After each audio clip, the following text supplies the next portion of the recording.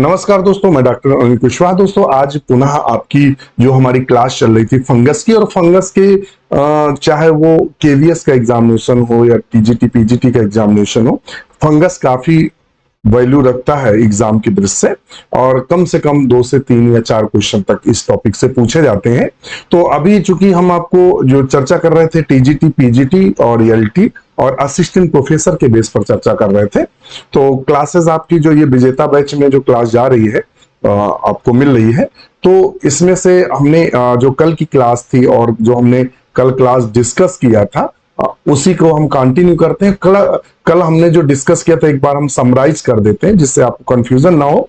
हमने आपको जो पढ़ा रहे थे एस्को माई सिटीज पढ़ा रहे थे, एस्को माई सिटीज, यानी हम पढ़ा रहे थे और फंगस क्लासिफिकेशन पढ़ा रहे थे। क्लासिफिकेशन हमने कहा था वर्गीकरण से बहुत क्वेश्चन आते हैं। यदि आप वर्गीकरण समझ जाते हैं तो आप कई सारे क्वेश्चन सॉल्व कर लेते हैं। वर्गीकरण से बहुत सारी चीजें सिंपल हो जाती हैं। हमने आपको फाइकोमाइसिटीज पढ़ा दिया, फाइकोमाइसिटीज के अलावा आपको एस्कोमाइसिटीज पूरा पढ़ा दिया है, और ये हमने कल बता दिया था। और केवल फ्रूटिंग बॉडी हम आपको समराइज किए दे रहे हैं क्योंकि कल पूरा डिस्कस हो गया था। हमने आपको कल बताया था कि जो फलन पिंड होते हैं, जो फ्रूटिंग बॉडी होता है, इसको हम एस्कोकार्प कहते हैं। क्या कहते हैं? एस्कोकार्प के नाम से जानते हैं। फ्रूटिंग बॉडी हमने बताया था कि एस्कोमाइसिटीज में कई प्रकार की पाई जाती हैं। पहली है एपोथीसियम। हमने कहा था एपोथीसियम जो फ्रूटिंग बॉडी होती है कप शेप्ड होती है, वो कुछ इस तरीके से संरचना लिए रहती है जिसे हम एपोथीसियम बोलते हैं। और एग्जाम में हमने कहा था जो क्वेश्चन बनता है वह यह बनता है कि पेजाइजा में कौन सी फ्रूटिंग बॉडी पाई जाती है, तो एपोथीसियम पाई जाती है। एपोथीसियम किस तरह की होती है? कप के नुमा होती है, जैसे कप होता है उस तरह माइसीलियम एकत्रित होकर कप नुमा फ्रूटिंग बॉडी बनाई थी। ये कल हमने सारा डिस्कस कर लिया था बहुत डिटेल में। और फिर हम चूंकि क्लास शुरू हो रही तो समराइज कर दें।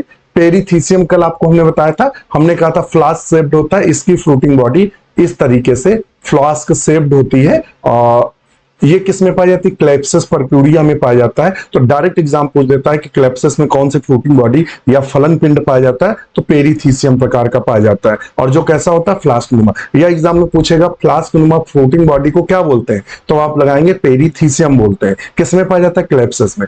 क्लिस्टोथीसियम हमने बताया था, क्लिस्टोथीसियम फ्रूटिंग बॉडी, तो हमने कहा था ये ग्लोबोस होती विदाउट ओपनिंग, ये बिल्कुल गोल अंडाकार होती है। जब आप एस्परजिलस पढ़ेंगे तो ये इस तरीके से आप फ्रूटिंग बॉडी देखेंगे। ये एस्कस मदर सेल होते हैं, इसको क्लिस्टोथीसियम बोलते हैं। और इसमें ये ग्लोबोस गोल होती है और कोई भी ओपनिंग छेद नहीं होता है। ये किस में पाई जाती है? एस्परजिलस में और पेंसिलियम में। रट के रखिएगा, रट्टा मार लीजिएगा इसका, बार बार क्वेश्चन पूछता है।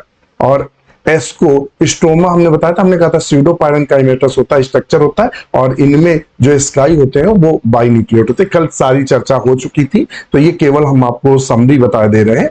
हमने क्रोजियर फॉर्मेशन भी आपको कल डिस्कस कर दिया था। हमने पैरासेक्सुअलिटी, और हमने कहा था पैरासेक्सुअलिटी हर एग्जाम में लगभग हर एग्जाम में पूछते हैं। किसने डिस्कवर किया था? जी पेंटकार्वो एंड रोपर ने। किस फंगस पर किया था? एस्परजिलस न्यूबिलेंस पे। कल ये हमने सारी चर्चा आपके साथ की थी। इनको सारी क्लास में, जो कल की क्लास थी आपकी, उसमें सारा चर्चा कर लिया। आज हम फिर से इसको चूंकि समराइज इसलिए कर दिया कि आपका जो दिमाग है वो पुनः रिकनेक्ट कर दे। आज हम बात करने वाले हैं बेसिडियोमाइसिटीज की। नेक्स्ट फंगस का ग्रुप है बेसिडियोमाइसिटीज। बेसिडियोमाइसिटीज का खास कैरेक्टर क्या है? अगर एक शब्द में पूछे कि कौन से फंगस बेसिडियोमाइसिटीज में आते हैं, तो आप सीधे जवाब देंगे वह फंगस जिसमें बेसिडियो स्पोर बनते हैं। वो सारे कवक जिनमें बेसिडियो स्पोर बनते हैं वो सब बेसिडियोमाइसिटीज में आते हैं। इतनी सी बात। अब इनके लक्षण देख लेते हैं। डायरेक्ट पीजीटी में क्वेश्चन बन चुका है, क्लब फंगस किसे कहते हैं? क्लब फंगस किसे कहते हैं? तो क्लब फंगस बेसिडियोमाइसिटीज को कहते हैं। किसको कहते हैं? बेसिडियोमाइसिटीज को क्लब फंगस के नाम से जानते हैं। किसके? Club fungus. इनका जो माइसीलियम होता है, हमने आपको सारी चीजें बता चुकी, माइसीलियम क्या होता है, हाइफी क्या होता है, सब पहले वाली क्लास आप देख रहे हैं, तो सारी क्लासेस आप देखें तो देखें सब कुछ होता है। माइसीलियम वेल डेवलप्ड होता है, ब्रांच होता है। इनका जो माइसीलियम होता है वो शाखित होता है, सेप्टेट होता है और वेल डेवलप होता है।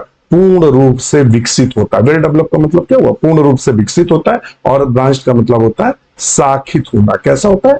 शाखित होता है। सेप्टेट होता है, यानी इनमें सेप्टा पाए जाते हैं। एग्जाम में यहां से एक क्वेश्चन पूछता है, इनमें सेप्टा कौन सा पाया जाता है? एक तो नॉर्मल, दो प्रकार के सेप्टा हमने आपको क्लास में बताए थे। एक बताया था सिंपल, सिंपल भी पाए जाते हैं। इसके अलावा डोली पोर सेप्टा पाए जाते हैं। डोली पोर सेप्टा पाए जाते हैं। रट रखिएगा, एग्जाम में कई बार क्वेश्चन बना है कि डोली पोर सेप्टा किसमें पाए जाते हैं। अब चूंकि आज हो सकता है, ये आज मेरा मन है कि आज ये क्लास यूट्यूब पर भी डाल देंगे, तो ऐप पर तो जाएगी, आज ये क्लास यूट्यूब पर दे देंगे। तो डोली पोर सेप्टा हमने आपको पहली जब क्लास जनरल कैरेक्टर बताया था तो चित्र बताया था कि जिसमें कैप लाइक संरचना इस तरह से पाई जाती है, उन सेप्टा को हम डोली पोर सेप्टा के नाम से जानते हैं। वो किसमें? सिर्फ बेसिडियोमाइसिटीज में पाई जाती है और किसी में डोली पोर सेप्टा नहीं पाया जाता। चलिए, माइसीलियम के में दो अवस्थाएं होती हैं। बेसिडियोमाइसिटीज के जितने सदस्य हैं उसके माइसीलियम में दो स्टेज होती हैं। एक होता है प्राइमरी माइसीलियम और दूसरा होता है सेकेंडरी माइसीलियम। जो प्राइमरी माइसीलियम होता है वो हरदम हैप्लॉइड होता है, अगुणित होता है, यानी अगुणित या हैप्लॉइड होता है। जबकि जो सेकेंडरी या द्वितीयक माइसीलियम होता है, सेकेंडरी का मतलब क्या हुआ? द्वितीयक, द्वितीयक जो माइसीलियम होता है, हिंदी में बोलते हैं माइसीलियम को कवक जाल। तो जो माइसीलियम, ध्यान रखना, कवक जाल बोलते हैं। द्वितीय कवक जाल या द्वितीय माइसीलियम होता है वो डाइकैरियोटिक माइसीलियम होता है। डाइकैरियोटिक माइसीलियम का मतलब उस माइसीलियम की प्रत्येक कोशिका में दो दो केंद्रक पाए जाएंगे। कितने केंद्रक? दो दो, टू न्यूक्लियस, यानी ये n+n होते हैं। 2n नहीं होता, n+n होते हैं। ध्यान रखिएगा। एक कंडीशन तीसरी भी आती है, टर्सरी माइसीलियम, तृतीयक माइसीलियम भी होता है टर्सरी। ये डाइकैरियोटिक होता है और फ्रूटिंग बॉडी बनाता है। जब डाइकैरियोटिक माइसीलियम मिलकर फ्रूटिंग बॉडी या फलन पिंड बना देता है तो उसे हम टर्सरी माइसीलियम या तृतीयक माइसीलियम के नाम से जानते हैं। एग्जाम में ये स्टार लगाएंगे, हर बार एग्जाम में क्वेश्चन पूछता है क्लम्प फॉर्मेशन किसमें होता है। ध्यान रखिएगा, क्लम्प फॉर्मेशन किसमें होता है या क्लम्प का निर्माण किसमें होता है? On the dikaryotic hyphae are the universal occurrence. जो डाइकैरियोटिक हाइफी होती हैं उनमें ये जनरली क्लम्प फॉर्मेशन पाया जाता है। और क्लम्प फॉर्मेशन एग्जाम में जो क्वेश्चन पूछता है वह यह पूछता है कि क्लम्प फॉर्मेशन किस कवक में पाया जाता है। तो बेसिडियोमाइसिटीज के जो सदस्य हैं उनमें ये क्लम्प फॉर्मेशन पाया जाता है। किसमें पाया जाता है? बेसिडियोमाइसिटीज के सदस्यों में क्लम्प फॉर्मेशन पाया जाता है। ध्यान रखिएगा। अब आता है एक्सेप्शनल कुछ केस है, रस्ट और स्मट। रस्ट किससे होता है? तो पक्सीनिया से होता है। आप सब जानते हैं किससे होता है? पक्सीनिया से। और स्मट किससे होता है? आस्ट्रेलाइगो से। आस्ट्रेलाइगो से। The septum is dolipore. Rust और smut the septum is dolipore. ये देखना, जो नॉर्मल बेसिडोमाइसिटीज सब में सिंपल पाया जाता है, लेकिन रस्ट और स्मट में जो सेप्टम होता है उनमें विशेष प्रकार का सेप्टा पाया जाता है। डोलीपोर स्टार लगा के रखेंगे, एग्जाम में क्वेश्चन पूछ सकता है कि रस्ट में किस प्रकार का, यानी पक्सीनिया में या स्टेगो में किस प्रकार का सेप्टा पाया जाता है, तो डोलीपोर सेप्टा पाया जाता है। मोटाइल स्टेज अब्सेंट, इनके किसी भी अवस्था में चल अवस्था नहीं पाई जाती, मोटाइल अवस्था अनुपस्थित होती है। ये अभी क्वेश्चन 2021 में पूछा था। Sex organs lacking sexual reproduction represented by plasmogamy, karyogamy and meiosis. Sex organs lacking sexual reproduction, जो सेक्स ऑर्गन्स में पाया जाता है, अनुपस्थित होता है sexual reproduction, represented by plasmogamy, karyogamy और म्यूसिस। ध्यान रखिएगा। नेक्स्ट क्या है? Basidiospores present and exogenously. इनके जो बेसिडियो स्पोर होते हैं, तो हमने आपको बताया था कि जो बेसिडियो स्पोर होते हैं वो बाहर निकलते हैं, इस तरह से बाहर निकलते हैं। कल चित्र में हमने बताया था, ये इस तरह से बेसिडियो स्पोर हरदम बाहर निकलते हैं। दो प्लस के होते हैं, दो माइनस के होते हैं, स्ट्रेंस के होते हैं। एक्सोजिनसली बाह्य उत्पत्ति होती है इनकी। ध्यान रखिएगा।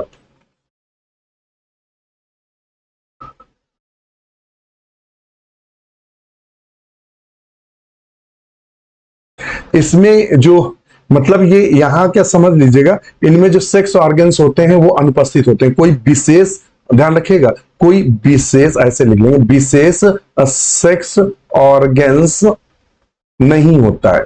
नहीं होता है। तो फिर जनन कैसे होता है? तो सेक्सुअल रिप्रोडक्शन होता है प्लाज्मोगेमी, ये तीन अवस्थाएं पाई जाती हैं, प्लाज्मोगेमी, कैरियोगेमी और मियोसिस, इन तीन अवस्थाओं से होता है। और इनके जनन के लिए कोई विशेष संरचना नहीं बनती, इनमें केवल वो बनते हैं, गैमेट्स वगैरह बनते हैं, वो आपस में फ्यूज कर जाते हैं। इसको ध्यान में रखिएगा, ये कहने का मतलब है। अब पांचवें प्रकार का आता है, देखिए हमने मिक्सोमाइसिटीज आपको पढ़ा दिया और ये सारे पढ़ा दिए हैं। फिर पांचवें प्रकार ड्यूटेरोमाइसिटीज, फंजाई इम्परफेक्टी बोलते हैं, अपूर्ण कवक के नाम से जानते हैं इसको, अपूर्ण कवक के नाम से जानते हैं। एग्जाम में क्वेश्चन पूछता है अपूर्ण कवक किसे बोलते हैं? ड्यूटेरोमाइसिटीज के सदस्यों को बोलते हैं। फिर it is an artificial group, ये एक आर्टिफिशियल ग्रुप बनाया गया, एक नया ग्रुप बनाया गया, विच लैक द सेक्सुअल स्टेज, इनमें लैंगिक जनन का अभाव होता है, जनन का अभाव होता है, ध्यान रखिएगा, इनमें लैंगिक जनन का अभाव होता है, इनका माइसीलियम वेल डेवलप होता है। तो सारी कहानी वैसी होती है मगर इनमें सेक्सुअल रिप्रोडक्शन का अभाव होता है।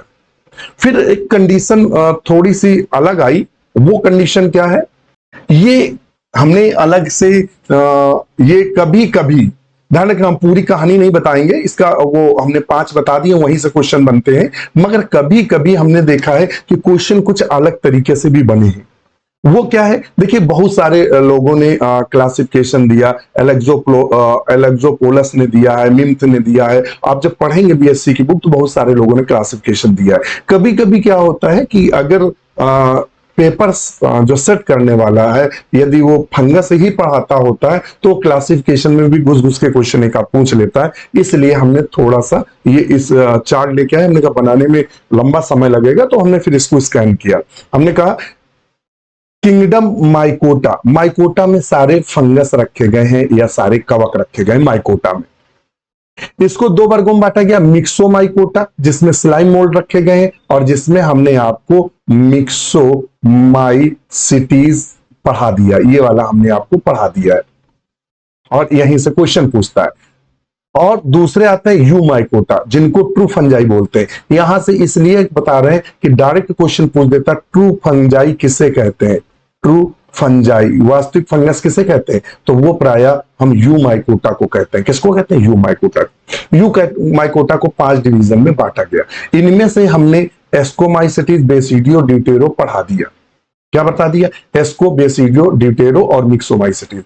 इनमें से ये वाले जो 2 क्लास थे, ये वाले जो सब डिवीजन थे, माइस्टिगोमाइकोटिना और जाइगोमाइकोटिना, ये फाइकोमाइसिटीज के अंतर्गत आते हैं। किसमें आते हैं? फाइकोमाइसिटीज के अंतर्गत आते हैं। कहां आते हैं? फाइकोमाइसिटीज। और आप कहेंगे फाइकोमाइसिटीज, तो हमने आपको जब वर्गीकरण कल पढ़ाया था तो ये फाइकोमाइसिटीज में ये सारी की सारी कहानी आपको हमने बता दी थी। कहां बताई थी वो आप देख लीजिएगा। ज्यादा ऊपर चलेगा क्या?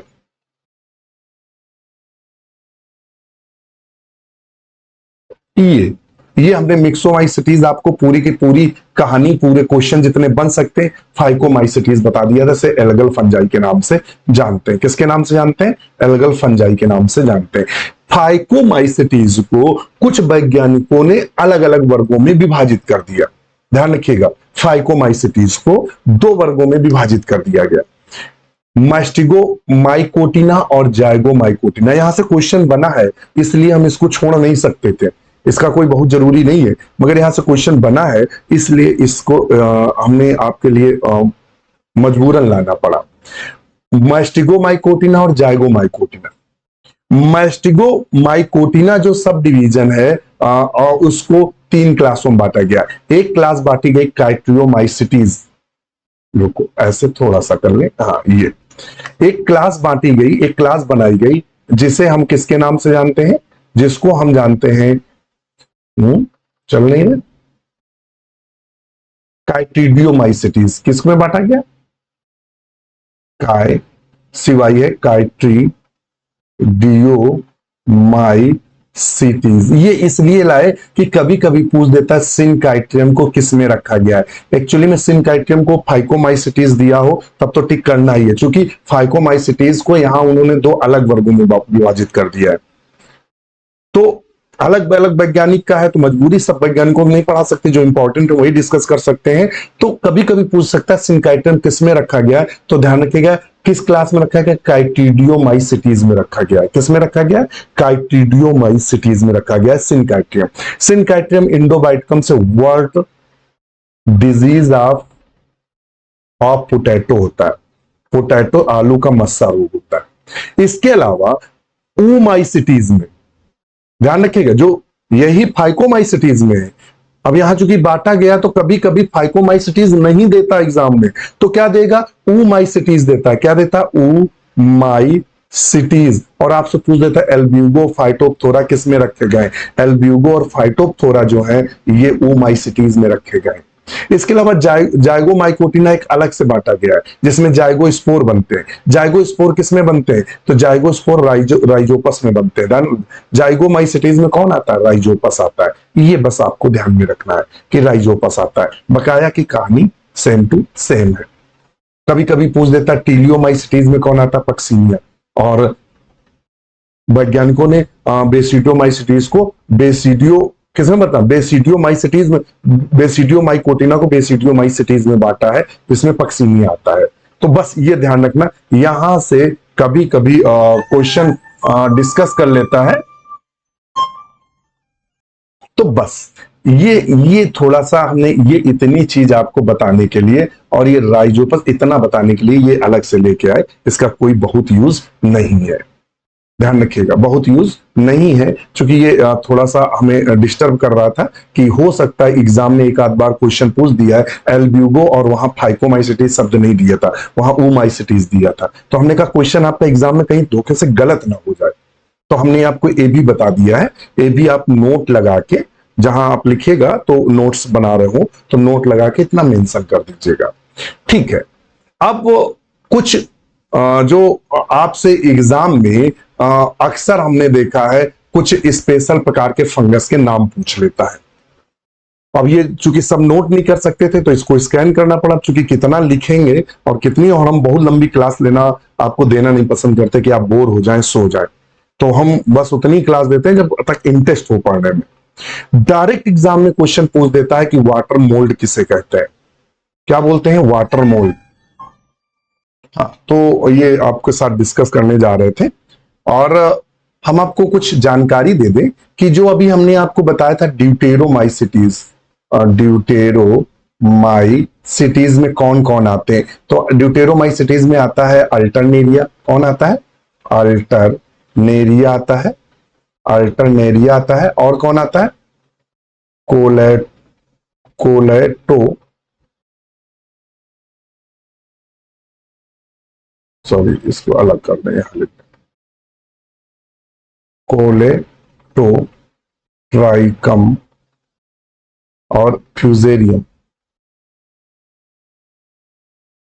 ये फंगस आते हैं, ध्यान रखिएगा। अभी कभी पूछ दे ड्यूटेरोमाइसिटीज में कौन कौन से फंगस आते हैं, तो अल्टरनेरिया आता है, कोलेटोट्राइकम आता है, फ्यूजेरियम आता है। इसको ध्यान में रखिएगा, क्योंकि इनमें क्या होता है, इनमें केवल एसेक्सुअल रिप्रोडक्शन ही पाया जाता है। क्या पाया जाता है, एसेक्सुअल रिप्रोडक्शन ही पाया जाता है। इसके अलावा इनमें और कोई दूसरा जनन नहीं पाया जाता है, तो इसको थोड़ा सा ध्यान में रखिएगा। क्या पाया जाता है, एसेक्सुअल रिप्रोडक्शन, या इनमें अलैंगिक जनन ही पाया जाता है।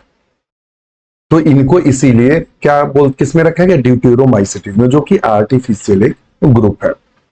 अब कुछ सम कॉमन नेम है जो एग्जाम में डायरेक्ट क्वेश्चन उठाकर पूछे जाते हैं। और पहला पूछ देता है कि वाटर मोल्ड किसे कहते हैं, डायरेक्ट एग्जाम में क्वेश्चन पूछता है कि वाटर मोल्ड किसे कहते हैं। क्या बोलते हैं, वाटर मोल्ड्स किसे कहते हैं। वाटर मोल्ड्स प्रायः सैप्रोलैग्निया को कहते हैं। किसको बोलते हैं, सैप्रोलैग्निया को कहते हैं।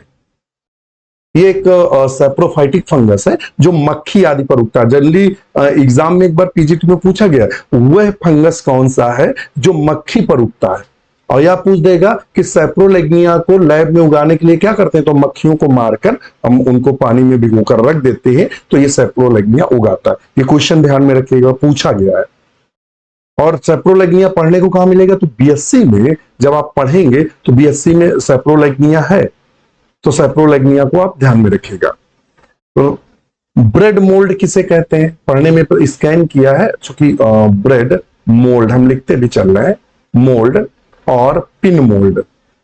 पिन मोल्ड किसे कहते हैं, ब्रेड मोल्ड और पिन मोल्ड किसे कहते हैं, तो राइजोपस को कहते हैं। किसको कहते हैं, राइजोपस को कहते हैं। राइजोपस जो फंगस है या कवक है, उसको ब्रेड मोल्ड या पिन मोल्ड के नाम से जानते हैं। ध्यान रखिएगा, Mucor is also called pin mould. इसके अलावा राइजोपस को तो पिन मोल्ड कहते ही हैं, मगर म्यूकर को भी पिन मोल्ड के नाम से जानते हैं। इसके अलावा ब्लू या ग्रीन मोल्ड किसे बोलते हैं, ब्लू या ग्रीन मोल्ड किसे बोलते हैं, तो पेंसिलियम को बोलते हैं। किसको बोलते हैं, पेंसिलियम को बोलते हैं। एक अब मुझे शब्द याद नहीं एग्जैक्टली, मैं बता रहा हूं, मैं बताता हूं आपको। हाँ, क्या एक पेंसिलियम को आर्टिस्ट ब्रश के भी नाम से जानते हैं, आर्टिस्ट ब्रश के भी नाम से जानते हैं। ध्यान लिख लीजिएगा, इसको हम आर्टिस्ट ब्रश के नाम से जानते हैं, आर्टिस्ट ब्रश के भी नाम से जानते हैं। एग्जाम में क्वेश्चन पूछता है आर्टिस्ट ब्रश किसे बोलते हैं, क्योंकि होता क्या है कि अगर हम इसको चित्र अगर यहां बनाएंगे इसका, तो आपने देखा होगा कि ये इस तरीके से, फिर ये ऐसे और ये ऐसे, फिर इसमें बहुत सारे कोनिडिया लगे रहते हैं, ऐसा लगता है इसे ब्रश हो, ब्रश की नुमा संरचना दिखाई देती है, इसीलिए आर्टिस्ट ब्रश के नाम से जानते हैं। सैक्रोमाइसिस, सैक्रोमाइसिस किसे बोलते हैं, तो ईस्ट को, किसको बोलते हैं, ईस्ट को सैक्रोमाइसिस बोलते हैं, बडिंग ईस्ट बोलते हैं, या बेकर ईस्ट के नाम से जानते हैं। डायरेक्ट एग्जाम में क्वेश्चन पूछता है, सैक्रोमाइसिस को बेकर ईस्ट या बडिंग ईस्ट के नाम से जानते हैं। यह क्वेश्चन खूब पूछता रहता है, ये पीजीटी में बन चुका है कई बार। यूरोटियम किसे कहते हैं, यूरोटियम जो शब्द यूज करते हैं, वो शब्द यूज करते हैं एस्परजिलस के लिए। ये आपसे पूछ सकता है एस्परजिलस के लिए दूसरा नाम क्या यूज करते हैं, यूरोटियम। ध्यान रखिएगा, हम डायरेक्ट आपको चीजें बता रहे हैं, नोट करते चलिएगा। डायरेक्ट एग्जाम में क्वेश्चन बने हैं और बनते हैं, जहां से उठाए जाते हैं वही लेकर आते हैं। एक भी शब्द मैं कोशिश करता हूं फालतू नहीं पढ़ाता, मैं इसीलिए प्रॉपर नोट्स बनाता हूं, मेहनत करता हूं, तभी आपको मैं पढ़ाता हूं। फालतू की कोई चीज आपके साथ डिस्कस नहीं करते। एस्परजिलस को ब्लैक मोल्ड के नाम से जानते हैं, वीड ऑफ लेबोरेटरी के नाम से जानते हैं। पीजीटी और टीजीटी में क्वेश्चन बन चुका है, वीड ऑफ लेबोरेटरी किसे कहते हैं, या बोल सकते हैं प्रयोगशाला की घास किसे कहते हैं, तो वो ब्लैक मोल्ड को प्रयोगशाला की घास कहते हैं या ब्लैक मोल्ड कहते हैं। एल्ब्यूगो से कौन सा रोग होता है, व्हाइट रस्ट। कौन सा होता है, व्हाइट रस्ट। एल्ब्यूगो को दूसरा नाम क्या है, सिस्टोपस है। ध्यान रखिएगा, दूसरा नाम क्या, अथवा लगा लीजिए सिस्टोपस। ये हमसे इंटरव्यू में क्वेश्चन पूछा गया था कि एल्ब्यूगो का दूसरा नाम क्या है, तो सिस्टोपस है, सिस्टोपस कैंडिडस। हमसे बोर्ड पर लिखा था, जब असिस्टेंट प्रोफेसर का हमारा आयोग में इंटरव्यू था, तब उन्होंने यही क्वेश्चन पूछा था, और इसकी लाइफ साइकिल भी उन्होंने बोर्ड पर पढ़ाने के लिए हमसे कहा था कि एल्ब्यूगो या सिस्टोपस का दूसरा नाम क्या है, तो वो एल्ब्यूगो का तो वो था सिस्टोपस। ध्यान रखिएगा, सिस्टोपस कैंडिडस।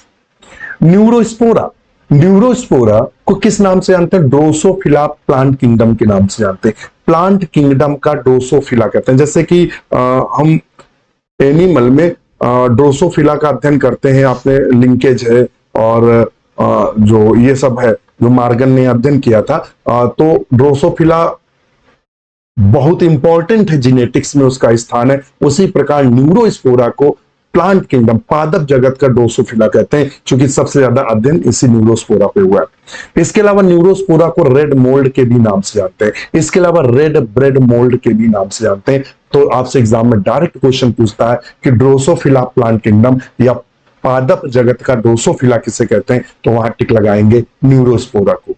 या रेड ब्रेड मोल्ड किसको बोलते हैं, न्यूरोस्पोरा को बोलते हैं। क्लेविसेप्स, क्लेविसेप्स जिसे इर्गोट फंजाई बोलते हैं, क्लेप्सिस परप्यूरिया, इर्गोट फंजाई। कई बार एग्जाम में ये क्वेश्चन देखने को मिलता है, इर्गोट फंजाई किसे बोलते हैं, तो क्लेप्सिस को बोलते हैं।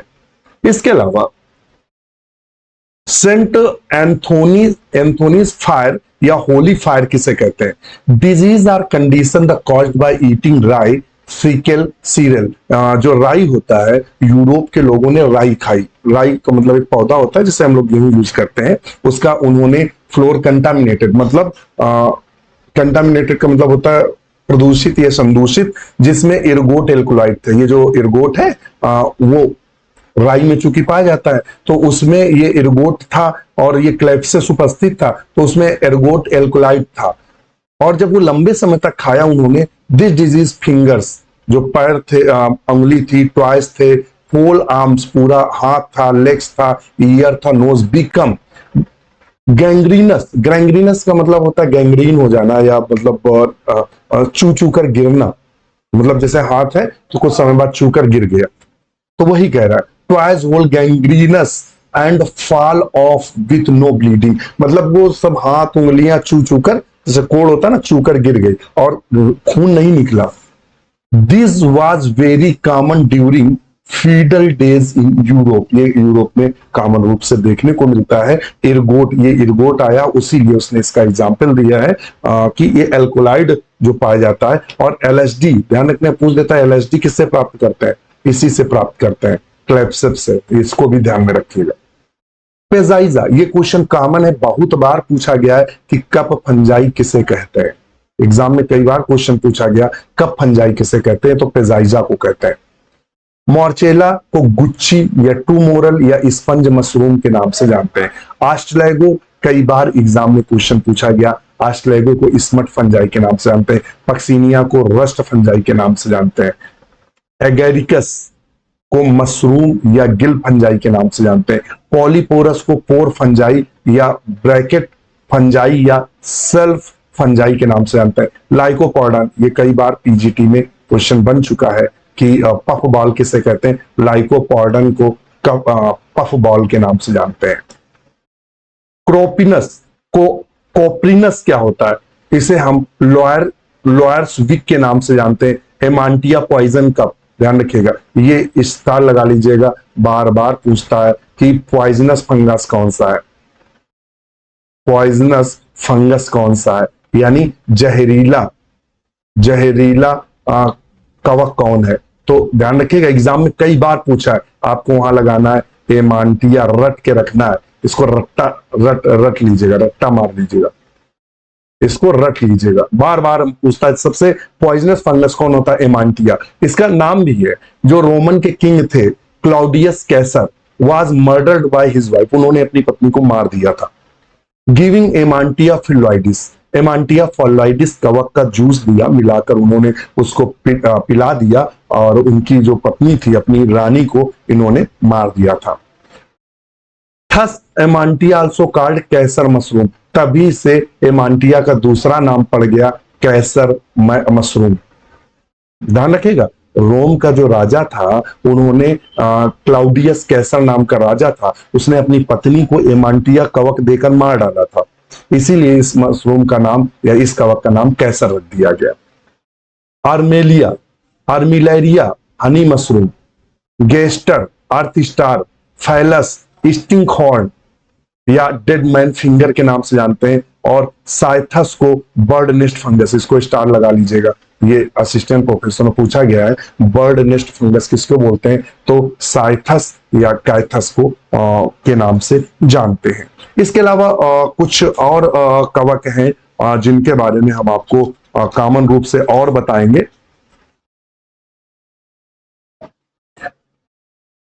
इसको पॉइजनस कप के भी नाम से जानते हैं। एमांटिया को और किस नाम से जानते हैं, तो इसको पॉइजनस मशरूम के भी नाम से जानते हैं, और टोड स्टूल के भी नाम से जानते हैं, टोड स्टूल्स के भी नाम के जानते हैं एमांटिया को, इसको भी ध्यान में रखिएगा। और इसके अलावा क्लेवेरिया, क्लेवेरिया और फंगस है, और देखिए नीचे है, देखिए नहीं है, क्लेवेरिया एक कवक है, क्लेवेरिया, उसको ऊपर कर दे, मुंह होगा, बोर्ड ले लें।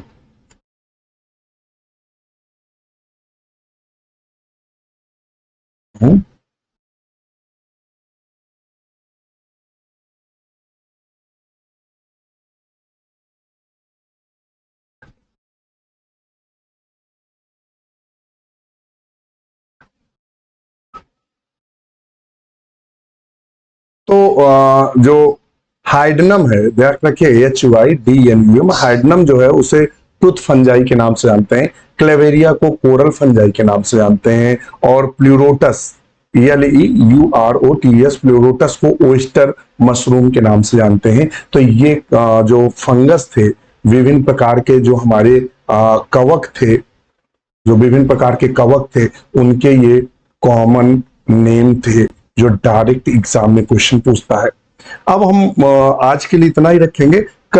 कल की जो क्लास होगी, तो जो आपका टीजीटी पीजीटी और जो भी आप असिस्टेंट प्रोफेसर आदि में जो कॉमन फंगस है, चाहे वो कल हम देखेंगे आपका सिलेबस, तो जो फंगस होगा कल से वो फंगस शुरू करेंगे, वो चाहे राइजोपस हो या फाइकोमाइसिटीज के सदस्य में एल्ब्यूगो हो। कल या तो हम एल्ब्यूगो पढ़ाएंगे, एल्ब्यूगो कैंडिडस, उसका पूरा जीवन चक्र, अलैंगिक लैंगिक जनन और उसका ऑकरेंस, प्राप्ति स्थान, राशि में, वो सारा कुछ हम आपको नोट्स बनाकर पढ़ाएंगे, जिससे एक दिन में लगभग दो स्पीसीज हम लोग कंप्लीट कर लें।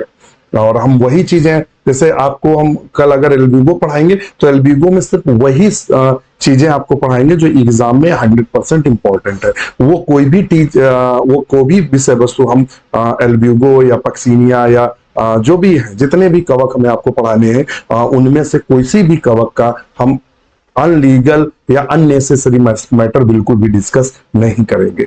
तो पहले हम नोट्स बनाएंगे, फिर आपको कल की क्लास मिलेगी। तो आज के लिए आज्ञा दीजिए, नमस्कार।